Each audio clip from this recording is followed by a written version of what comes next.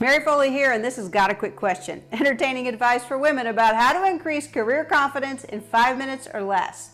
And today's question comes from Michelle, and she writes, I've been in my industry for many years, and I've always been given added responsibility and promotion, so I must be doing something right. Yet, when I'm interacting with people who are younger or the same age, they'll want to give me advice or act like I'm the new kid on the block who needs help. In my conversations, I always include others and ask for their opinions, but for some reason people take that as I don't know what I'm doing.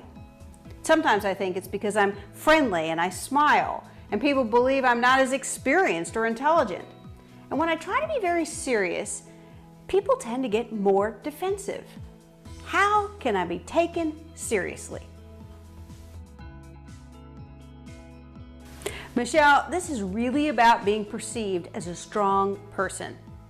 The key here is to get somewhere between being totally about consensus and going the other end, which is telling people what to do without their input. I would take the approach that the late, great Katharine Hepburn took.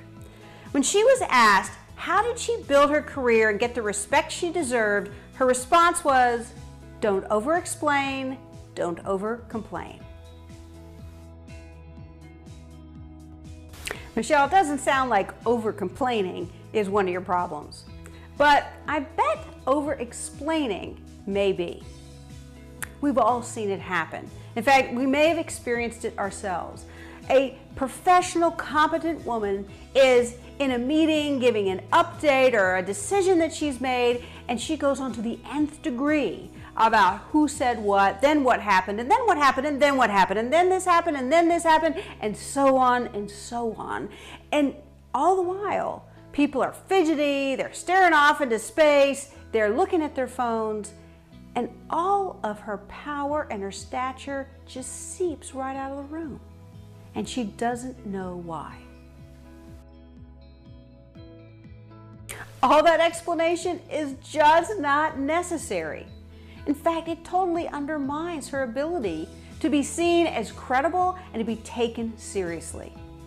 Instead, it's far more powerful to share your decision, give a brief update, add a few words, and then shut up. In fact, when you say fewer words, most people think that you're more competent, especially if your body language communicates confidence as well. You can always ask if people have questions, and if they do, you can answer them how you want to. But that's very different than asking for all of their input. Today, consider what you need to communicate to your coworkers, to your colleagues, to your boss, even to clients. You know, maybe it's a project update. Maybe it's a decision that you've made. Maybe it is simply something, an opinion you want to weigh in on a project. Well, give it some forethought of how you're going to deliver that information. Don't have the punchline come at the end. Instead, offer it up early, add some supporting points, and then wrap it up. By not over-explaining, you will gain the power and the respect that you deserve.